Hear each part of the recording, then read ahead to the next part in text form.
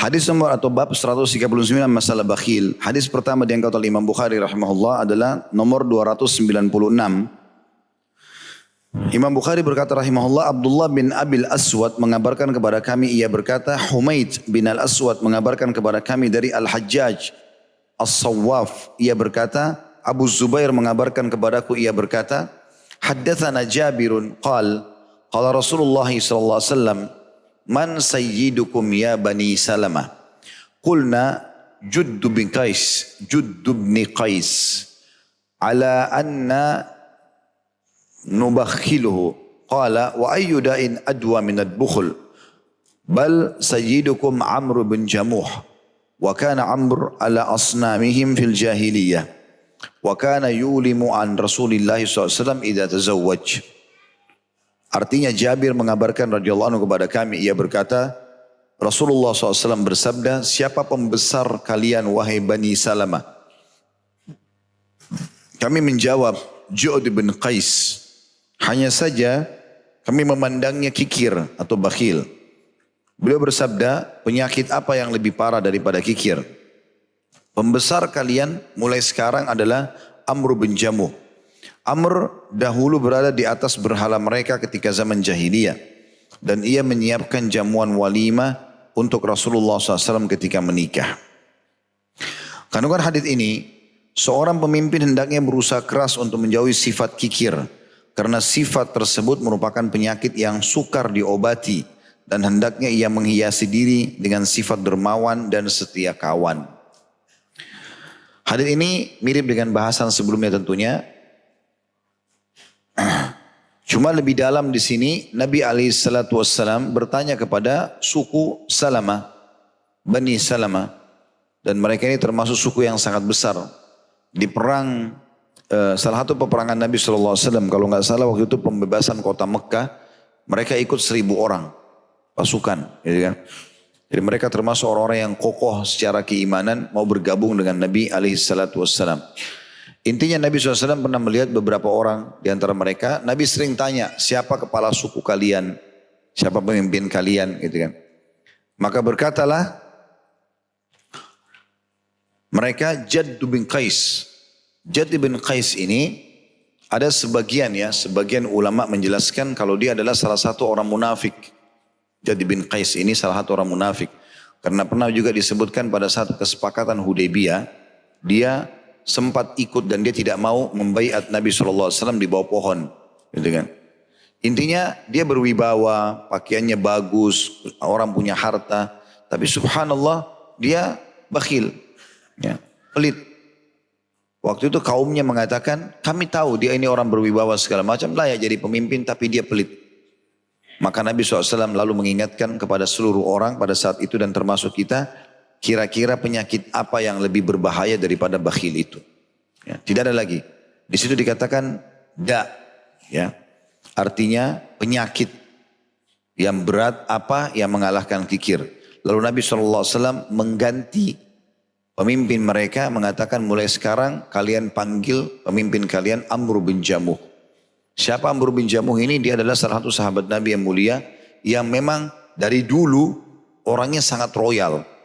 Di zaman jahiliyah, sebelum datang Islam, dia yang selalu paling banyak menyumbang makanan sesajen buat berhala. Zaman dulu tuh mereka berkeyakinan kalau ada berhala, mereka kasih sesajen berarti akan diijabah doanya. Seperti itulah. Nah saking dermawannya dia, sesajen-sesajen yang dibutuhkan agar doa-doa orang Madinah diterima itu Amr bin Jamuh yang hidangkan. Hidangan kambing, roti gandum, buah-buahan. Dia yang kasih semua ke berhala-berhala mereka. Dengan tujuan siapapun yang datang mau minta sama berhala, minta saja. Karena mereka belum tahu waktu zaman jahiliyah. Amr bin Jamuh masuk Islam tentunya. Kalau masih ingat ini kisahnya yang pernah saya bilang. Dia masuk Islam gara-gara anaknya kerjain. Ya. Yang dia taruh patungnya di dalam kamarnya. Setiap hari disembah sama dia. Akhirnya anak-anaknya masuk Islam. Ajak masuk Islam dia gak mau. Karena dia sangat yakin berhala ini memang benar gitu. Maka oleh anak-anaknya diambil malam-malam waktu dia tidur. Dilempar di tempat kotoran. Kayak kita sekarang WC lah. Gitu kan. Di sebelah rumahnya, dibuang di situ. Jadi belepotan dengan kotoran. Amr bin Jamuh waktu belum masuk Islam, bangun pagi hari, dia mau sembah Tuhannya nggak ada. Hilang Tuhannya. Gitu. Maka dia cari-cari, dilihat, sampai ditemukan di tempat kotoran itu. Lalu dia bilang, siapa yang buat begini kepada kamu ini? Lalu kemudian diambil sama dia, dibersihkan, dicuci sampai bersih, dibubuhi minyak wangi, dikembalikan ke tempatnya. Lalu digantung pedang di lehernya. Lalu dia bilang, Tuhan kalau ada yang ganggu lagi kamu, lawan. Pada saat dia bilang begitu, tidur dia malam hari, anak-anaknya ambil lagi. Patung itu dilempar lagi di tempat yang sama, lalu diganti pedangnya sama bangkai anjing. Ada anjing mati diambil ditaruh. Nah, Amr Jamuh pagi-pagi cari lagi Tuhannya. Tidak ada. Dia ingat kemarin jatuh di tempat itu, dia datang pada tempat yang sama. Maka mulailah dia sadar, lalu dia mengatakan, sungguh kalau kau Tuhan pasti kau bisa membela dirimu. Lalu dia datang ke masjid, dia syahadat dengan Nabi SAW. Nah semenjak itu dia menjadi orang yang sangat baik. Jadi sedekah yang dia suka kasih untuk berhala-berhala dulu sesajen di zaman jahiliyah, setelah Islam diganti sama dia. Royal, suka bantu orang, termasuk dia membiayai pernikahan Nabi SAW. Nah ini makna kalimat ini perhatikan. Saya ulangi terjemahannya. Jabir mengabarkan kepada kami, ia berkata Rasulullah SAW bersabda, siapa pembesar kalian wahai Bani Salamah? Mereka mengatakan Ju'ad bin Qais atau Ja'ad bin Qais.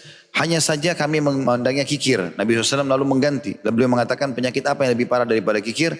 Pembesar kalian mulai sekarang Amr bin Jamuh. Siapa Amr bin Jamuh ini? Dan yang kita ceritakan. Amr dahulu berada di atas berhala mereka ketika zaman jahiliyah. Makna di atas berhala suka mengurus berhala-berhala itu. Kasih sesajen, dia perbaikin kalau ada yang rusak, dia yang buat patung-patung baru gitu, dia rawat tempatnya gitu. Karena dermawannya. Maka setelah Islam, ia menyiapkan jamuan walimah untuk Rasulullah SAW ketika menikah. Jadi sifat dermawannya itu dibawa setelah Islam. Dia enggak lagi kasih sesajen kepada berhala, tapi dia bersedekah termasuk dia membiayai pernikahan Nabi SAW. Itu makna daripada hadits ini tentunya. Kita ambil pelajaran yang pertama adalah bagaimana Nabi SAW menyuruh kita memilih pemimpin yang dermawan. Gitu kan? Orang yang royal, suka memberi. Dan kita dilarang untuk memilih pemimpin yang bakhil, kikir. Gitu kan? Siapapun dia. Baik itu di lembaga kecil, instansi kecil atau sampai kepada pemerintahan. Dan itu kelihatan dari orang itu suka memberi, berbagi. Maka orang ini insya Allah banyak program-program sosialnya dalam pemerintahannya. Maka itu semua adalah pemimpin yang layak untuk didukung gitu kan. Karena memang mereka ya orang-orang yang bisa dijadikan sebagai penyebab setelah Allah SWT terpenuhinya kebutuhan kita. Di sini Nabi SAW spontan pada saat ada keluhan dari suku Bani Salamah tentang Ja'ad bin Qais. Kalau dia adalah orang yang bakhil atau pelit. Maka Nabi SAW langsung mengganti. Nah ini pelajaran yang kedua. Kalau kedudukan Nabi SAW di atas semua pemimpin. Kedudukan Nabi SAW di atas semua pemimpin. Beliau berhak sebagai utusan Allah untuk memilih kepala suku atau mencopot kepala suku. Gitu kan? Ini juga keputusannya Nabi SAW berlaku di pemerintahan di Madinah. Beliau mengajak damai orang-orang kafir Yahudi pada saat itu. Selama mereka tidak berkhianat. Pada saat mereka berkhianat sudah oleh Nabi SAW dihukum. Seperti itulah. Dan memang seharusnya seperti itu. Nabi SAW punya kedudukan yang sangat tinggi di pandangan kaum muslimin. Harus di atas segalanya. Bahkan di atas seluruh orang tuanya, dirinya sendiri. Ya, Umar bin Khattab mengatakan, ya Rasulullah, aku mencintai anda melebihi semuanya. Kecuali diriku sendiri. Harta anda minta aku kasih, keluarga suruh tinggalin aku siap. Tapi untuk diriku aku masih cinta diriku ya Rasulullah. Maka kata Nabi SAW, tidak hai Umar. Sampai aku pun lebih kau cinta dari dirimu sendiri. Maka Umar diam sejenak kalau mengatakan, ya Rasulullah, mulai sekarang anda lebih aku cintai daripada diriku sendiri. Kata Nabi SAW, sekarang hai Umar. Maksudnya sekarang imanmu bagus, sempurna. Gitu. Seperti itulah. Dan Nabi SAW mengatakan, ya tidak akan sempurna iman seseorang sampai dia menjadikanku lebih dia cintai daripada dirinya, orang tuanya, keluarganya, hartanya dan seterusnya. Maka Nabi SAW harus didahulukan dalam segala hal. Ya, jadi kalau sampai dicoreng nama Nabi SAW dan kehormatannya walaupun beliau sudah meninggal, semua muslim harus mendahulukan membela baik dari dirinya sendiri ataupun keluarganya. Dan dia korbankan seluruh harta untuk membela baginda Nabi SAW. Ini juga diambil pelajaran dari kalimat tadi ya. Kemudian juga perlu digarisbawahi tentang keutamaan Amr bin Jamuh radhiyallahu anhu. Amr bin Jamuh tadi setelah dia masuk Islam, dia menjadi sangat dermawan dan dipuji oleh Nabi SAW. Dan gara-gara kedermawanannya itu, salah satu atau sebagian pendapat ulama, kan dia termasuk salah satu syuhadanya Uhud ya. Dan dia berdoa di malam hari sebelum Uhud, agar Allah jadikan dia termasuk orang yang mati syahid.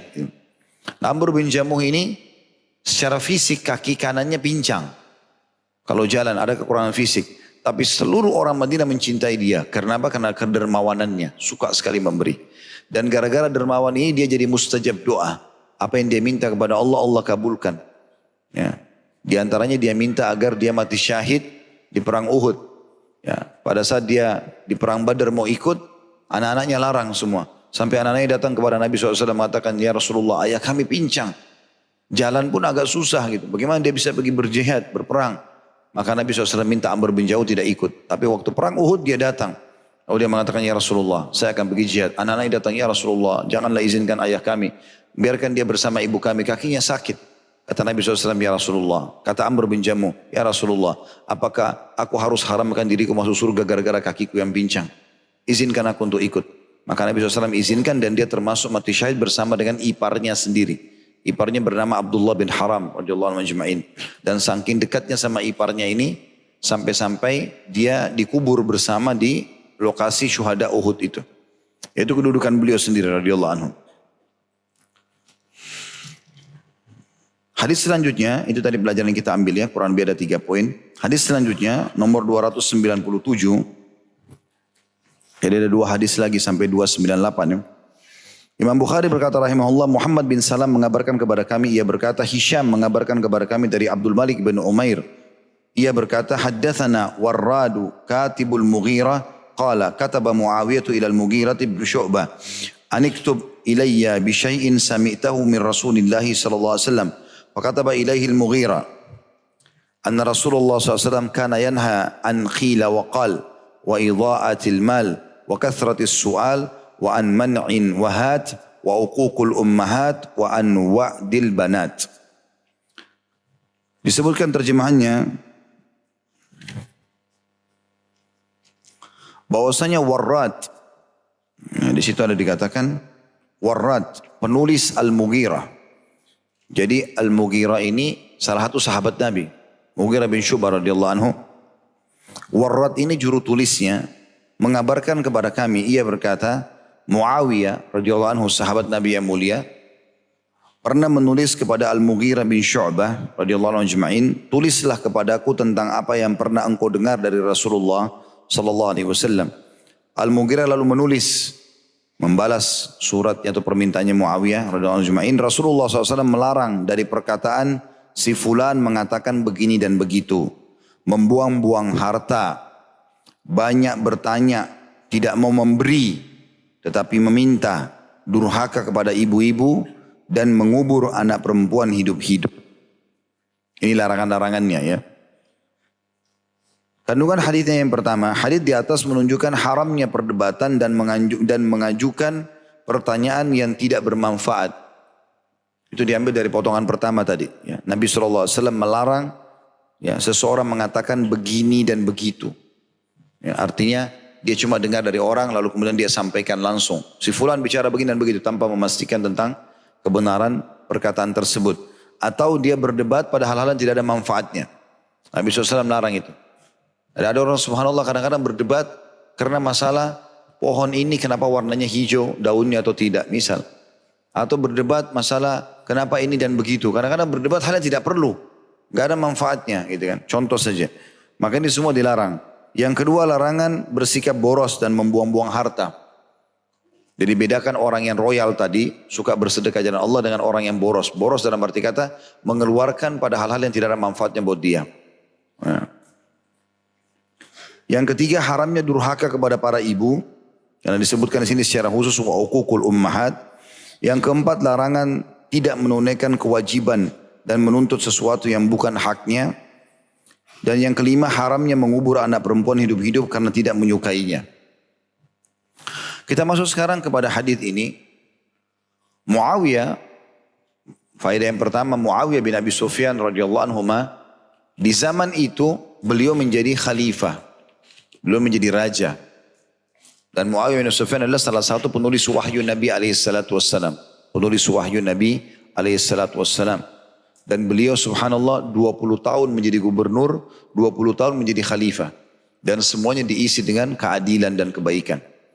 Ada sebagian orang dari kalangan Syiah yang mengkafirkan Muawiyah, menjelek-jelekan Muawiyah. Dan ini salah. Beliau adalah kedudukannya sangat tinggi dan pernah saya jelaskan tuh di salah satu serial sahabat kita, saya sudah pernah bahas Muawiyah bin Abi Sufyan radhiyallahu anhu. Di zaman jahiliyah, Abu Sufyan memang benci Islam. Tapi kita jangan lupa, Abu Sufyan masuk Islam di pembebasan kota Mekah. Dan dia termasuk orang yang mulia setelah itu, membela agama Islam. Anak-anaknya pun ya, semuanya terbukti membela agama Islam. Yang paling menonjol adalah Muawiyah radhiyallahu anhu. Setelah dia masuk Islam, dia menjadi penulis wahyu. Dan tidak mungkin, ini keutamaan pertamanya Muawiyah, tidak mungkin Nabi SAW memilih orang menulis wahyu kecuali orang terpilih. Bisa menulis, bisa terpercaya. Karena kapan dia bolak-balikan ayat, orang hafal jadi salah. Kemudian Muawiyah juga radhiyallahu anhu adalah ipar Nabi SAW. Karena adiknya dia perempuan, ya itu dinikahi oleh Nabi SAW. Ummu Habibah radhiyallahu anha. Itu anaknya Abu Sufyan. Jadi dia juga posisinya sebagai ipar Nabi SAW selain penulis wahyu. Juga termasuk dia adalah gubernur selama 20 tahun di negeri Syam yang dipilih oleh Umar bin Khattab radhiyallahu anhu. Jadi ada kakak dia namanya Yazid meninggal dunia, maka Muawiyah jadi penggantinya. Dan selama 20 tahun di negeri Syam banyak sekali kiprahnya. Termasuk dialah yang memberikan saran kepada sepupunya sendiri Utsman bin Affan. Setelah Umar bin Khattab meninggal, dia tetap jadi gubernur pada saat itu untuk membuat kapal-kapal perang Islam. Dan disebutkan bahwasanya Muawiyah bin Sufyan adalah orang yang pertama memiliki ide untuk membuat kapal-kapal perang muslimin pada saat itu. Kemudian juga Muawiyah, dia termasuk khalifah atau raja setelah Ali bin Abi Thalib. Setelah Khulafaur Rasyidin yang 4, dia datang. Dan selama 20 tahun menjadi raja pada saat itu. Ada sebagian orang mengangkat isu-isu yang dijadikan sebagai sebuah polemik. Terutama orang-orang Syiah mengatakan bahwasanya Muawiyah merebut khilafahnya Ali. Ini tidak benar sama sekali. Karena pernah terjadi perang Siffin. Nah perang Siffin ini ada masalahnya. Perang Siffin adalah sebuah lokasi di antara Syam dengan Irak. Waktu itu tidak ada medsos kayak kita sekarang. Kasus yang terjadi adalah khalifah yang ketiga Rashidah, maksudnya Khulafaur Rasyidin yang terpilih, Utsman bin Affan adalah sepupunya Muawiyah. Dan yang menunjuk Muawiyah jadi gubernur di negeri Syam pada saat itu adalah setelah Umar bin Khattab meninggal dilanjutkan oleh Utsman bin Affan. Gitu kan. Maka pada saat Utsman bin Affan dibunuh oleh kaum Khawarij, pada saat dia lagi mau buka puasa menjelang maghrib, dibunuh, ditusuk, dan darahnya tertumpah radhiyallahu anhu di ayat fasayakfikahumullah, maka Allah akan balas kalian. Dan Utsman bin Affan sempat menceritakan pada istrinya, kalau dia siang hari tertidur lalu mimpi, Nabi SAW mengatakan bersabarlah Utsman karena aku akan berbuka puasa bersama kami. Jadi hari itu hari puasa dan Utsman bin Affan lagi puasa dan dia meninggal subhanallah sebelum buka puasa. Sebagian ulama mengatakan berarti memang dia akan meninggal pada saat itu mati syahid. Dan pada saat dia masih hidup Nabi SAW sudah mengatakan Utsman bin Affan akan mati syahid dengan cobaan yang akan ada di akhir hidupnya. Gitu kan? Karena dia dibunuh. Intinya itu. Nah pada saat dibunuh, masyarakat umat Islam ini bingung pada saat itu kondisinya. Maka mereka mengingat waktu Umar bin Khattab masih hidup sempat mengumpulkan 6 orang sahabat yang dijamin surga. Utsman bin Affan, Ali bin Abi Thalib, Talha bin Ubaidillah, Zubair bin Awam, Sa'ad bin Abi Waqqas, Abdurrahman bin Auf. Lalu disuruh pilih siapa di antara mereka jadi khalifah. Nah, jadi kandidat terkuat 2 orang, Utsman bin Affan dan Ali bin Abi Thalib. Nah, setelah Utsman bin Affan mati, masyarakat Madinah mengingat itu. Mereka mengangkat langsung Ali bin Abi Thalib di baiat jadi khalifah. Nah, Muawiyah pada saat itu untuk mengirim informasi dari Madinah ke negeri Syam lama, gitu kan? Begitu sampai berita kepada dia kalau masyarakat Madinah sudah membaiat Ali bin Abi Thalib, sementara pembunuh Utsman sepupunya Muawiyah belum ditemukan, maka dia ingin menyelesaikan masalah ini. Dia keluar dari negeri Syam dengan 3.000 orang kurang lebih, niatnya untuk supaya bertemu dengan Ali bin Abi Thalib, bicara baik-baik masalah ini. Tapi ada orang-orang Khawarij yang tadinya memang penyebab terbunuhnya Utsman bin Affan ini di Irak, mereka takut kebongkar kedoknya, Mereka kirim surat ke Madinah, bilang sama Ali, sesungguhnya Muawiyah keluar dengan pasukannya dari negeri Syam dan akan menyerang Madinah. Ali bin Abi Thalib waktu itu tidak bisa komunikasi dengan Muawiyah. Nah, kita sekarang bisa telepon, benar nggak nih? Nggak bisa sama sekali. Jadi caranya gimana? Ali bin Abi Thalib keluar juga dengan pasukan. Berjaga-jaga, jangan sempat benar nih. Ketemulah mereka di Siffin. Waktu ketemu, terjadi negosiasi selama beberapa hari. Gitu kan? Negosiasi ini terjadi dan akhirnya kesimpulannya sudah kalau begitu. Muawiyah intinya mau berharap anhu agar sepupunya yang terbunuh Utsman bin Affan ditangkap pembunuhnya. Seperti itu saja.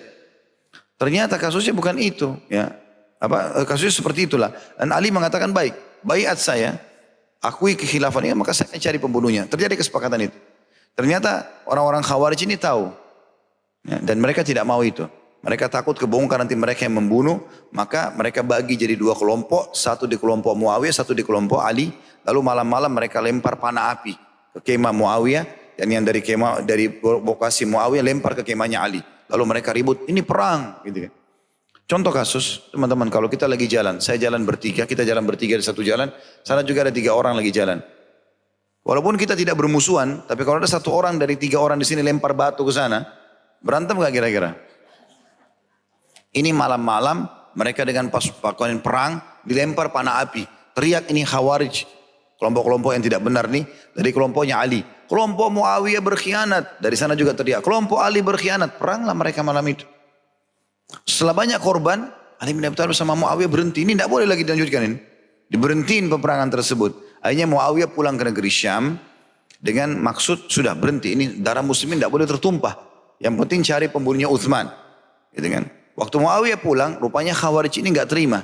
Mereka bilang lagi sama Ali. Wahai Ali, kau tidak berhukum dengan hukum Allah. Mestinya bunuh tuh Muawiyah. Nah, Ali bin Abi Thalib bilang, bagaimana caranya mau dibunuh ini sahabat Rasulullah. Penulis wahyu, iparnya Nabi. Dan dia tidak salah dia keluar dari negeri Syam. Niatnya mau membela, menanyakan tentang darah sepupunya yang meninggal. Utsman bin Affan. Seperti itulah. Ternyata mereka enggak terima, mereka keluar dari pasukan Ali. Mereka membunuh banyak orang. Di wilayah Irak, oleh Ali diserang sampai akhirnya mereka terbunuh gitu kan. Dan Nabi SAW sudah mengatakan nanti akan terjadi masalah kau Ali dengan satu kelompok yang kalau kau temukan di tengah pasukan mereka, tangannya ini itu seperti payudara wanita. Pemimpin mereka seperti itu. Maka pastikan kau benar. Setelah Ali bin Abi Thalib membunuh mereka, mereka mati terbunuh semua orang-orang yang buat masalah ini. Pada saat itu Ali bin Abi Thalib suruh cari pasukan dan ditemukan. Maka semuanya sujud syukur kepada Allah. Intinya pada saat itu Muawiyah bukan mau buat masalah, gitu kan? Seperti itulah. Nah setelah terbunuh Ali radhiyallahu anhu, dibunuh juga oleh Khawarij. Kaum Khawarij juga ini membunuh dia dan menganggap itu kedekatan diri kepada Allah dan segala macam lah. Ngawur pemahamannya. Intinya Ali bin Thalib dibunuh. Masyarakat Madinah membaiat Hasan radhiyallahu anhu, cucu Nabi SAW dan anak Ali. Muawiyah keluar lagi dari negeri Syam, mau diskusi nih. Ini kira-kira masih banyak sahabat Nabi yang tua, kan? Termasuk dirinya sendiri, Muawiyah ada, masih banyak sahabat-sahabat Nabi yang berumur. Hasan masih muda dianggap, umurnya masih sangat muda. Kenapa harus pergi ke Hasan? Kenapa enggak yang lain gitu? Bertemulah Muawiyah datang dengan pasukannya ke Madinah, bukan niat mau menyerang Madinah. Ini pemahaman harus diluruskan, bukan niat mau menyerang Madinah, tetapi kasusnya adalah dia lagi mau pada saat itu datang membawa pasukan ini supaya jangan ada yang mengganggu di tengah jalan. Kan zaman dulu tidak ada keamanan. Tidak kayak kita sekarang ya.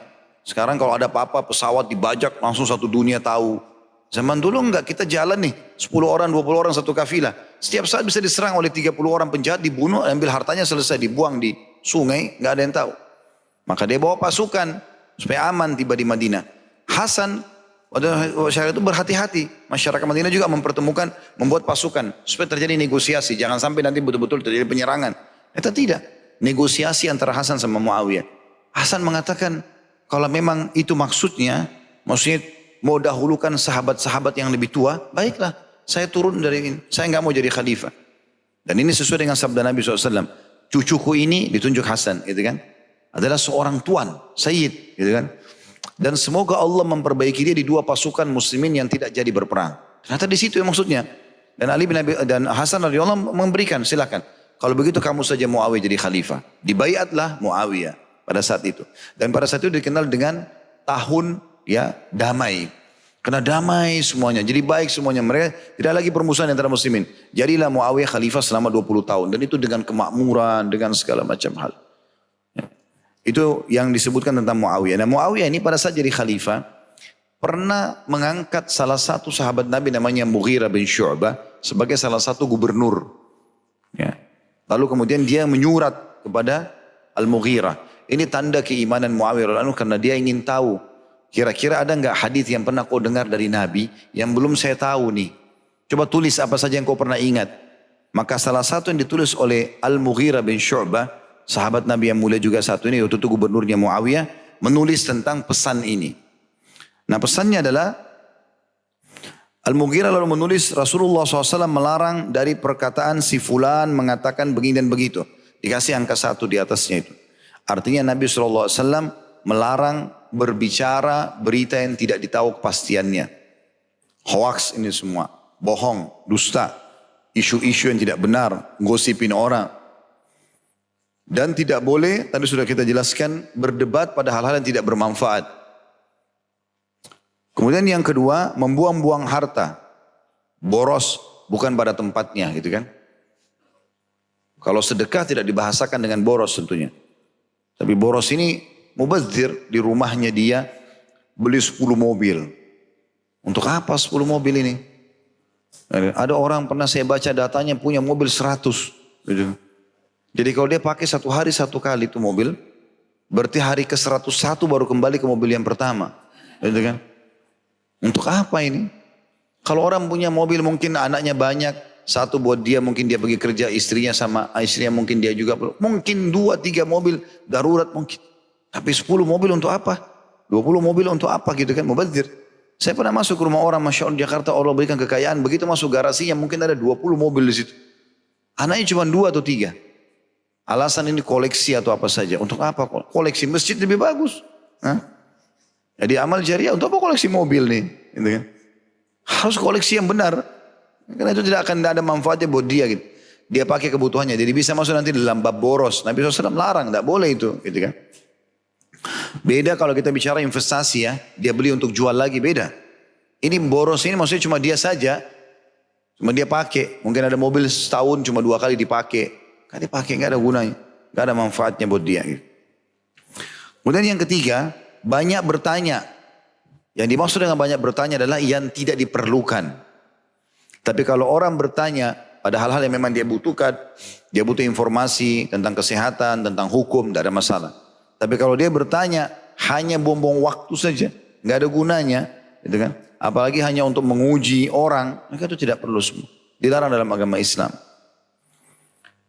Dan juga saya perlu sampaikan kalau teman-teman mau bertanya sesuatu pada orang, maka apalagi kalau bukan berhubungan sama hukum agama ya. Misal mau tanya kenapa orang ini pakai jilbab itu, kenapa pakai baju ini, kenapa pakai sendal itu, kenapa dia beli mobil merek ini. Harus tanya dulu, ini manfaatnya buat saya ada nggak? Misal kalau memang kita mau beli jilbab yang sama, kita mau beli baju yang sama, kita mau beli mobil yang sama, mau tahu tempatnya mungkin. Berarti ada manfaatnya. Kalau tidak ada manfaatnya untuk apa? Satu majelis segini ditanya semua kenapa pakai baju batik itu, kenapa pakai baju ini, kenapa. Untuk apa? Manfaatnya apa buat dia? Nah, gitu. Ya apalah istilahnya. Kemudian yang keempat, tidak mau memberi. Ini yang jadi saksi bahasan kita. Bakhil. Pelit. Tetapi suka meminta. Subhanallah, salah satu ciri orang bakhil begitu. Tidak mau memberi tapi selalu minta supaya dikasih. Selalu mau ditraktir tapi nggak mau traktir. Jadi kalau ketemu sama temannya, kapan lagi nih traktir? Kamu kapan traktir orang? Selalu mau traktir. Tapi dia sendiri nggak pernah mau berikan orang. Padahal Nabi SAW mengatakan termasuk amal ibadah yang sangat besar pahalanya setelah kewajiban adalah memberi makan orang. Traktir itu pahalanya besar. Berlumba-lumba mestinya gitu kan. Ini duduk semua di meja makan, tunggu siapa yang lebih dulu ke kasir. Karena bakhilnya. Kemudian juga yang kelima, durhaka kepada ibu-ibu. Di sini bukan berarti tidak boleh durhaka pada orang, pada ayah ya. Tetapi umumnya durhaka itu sering terjadi pada ibu. Ya. Karena kan mungkin ibu-ibu sering hadapi anak-anak di rumah. Kadang-kadang mungkin marah sedikit, anaknya mungkin jengkel sama dia. Nah sering terjadi durhaka pada ibu-ibu gitu. Itu yang dimaksud dalam hadis ini. Tapi bukan berarti boleh durhaka pada ayah gitu kan. Karena biasanya ibu mungkin sering bersih tegang dengan anak-anak, maka anak-anak mungkin lebih dekat dengan ayahnya atau apa. Ini biasanya muncul sifat durhaka anak-anak. Ini sudah kita bahas tentang masalah bab durhaka dulu, tidak boleh tentunya. Yang terakhir adalah mengubur anak perempuan hidup-hidup. Ini tradisi jahiliyah dulu. Mereka punya tradisi di Mekah, kalau seandainya mereka lahir punya anak perempuan ya banyak, lebih dari satu, pasti yang lain dikubur. Yang satu dibiarin hidup untuk melanjutkan generasi manusia gitu. Yang lain tidak dikubur karena mereka anggap perempuan tidak bisa membawa nama harumnya, kalau menikah dibawa sama suaminya, gitu-gitu saja gitu.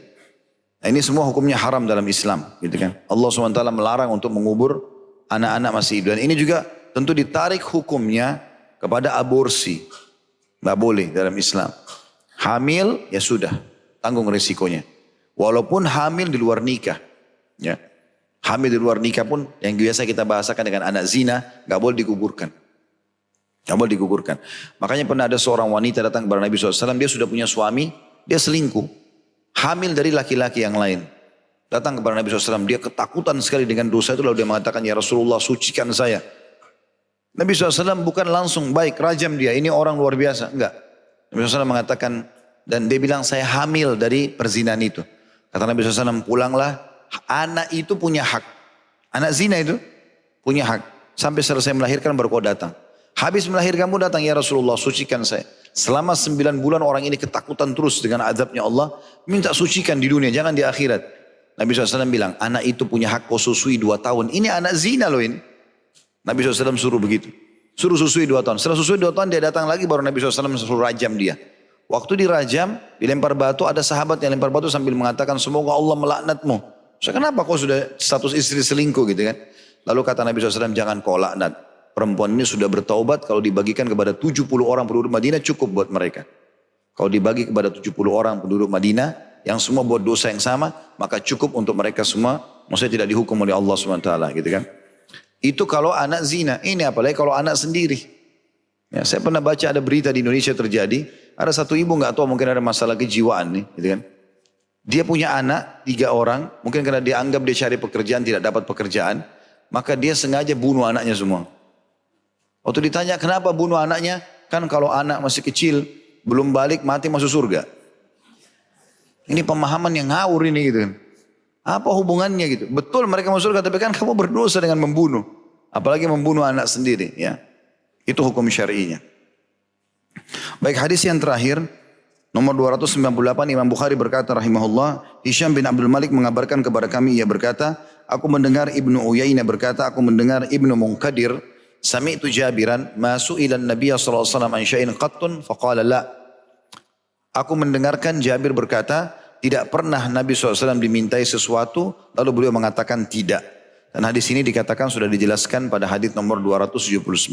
Memang sudah pernah kita bahas itu ya, tentang masalah salah satu sifat baiknya Nabi SAW adalah beliau tidak pernah menolak kalau ada orang minta, dan dia berusaha memberi walaupun belum bisa memberikan maksimal semua apa yang diminta. Allahu a'lam. Dan ini tentu hadis sudah jelas pelajarannya adalah bagaimana seorang muslim menanamkan sifat dermawan dalam dirinya dan melawan sifat kikir yang akan bertolak belakang dengan keimanannya atau sifat kikir itu.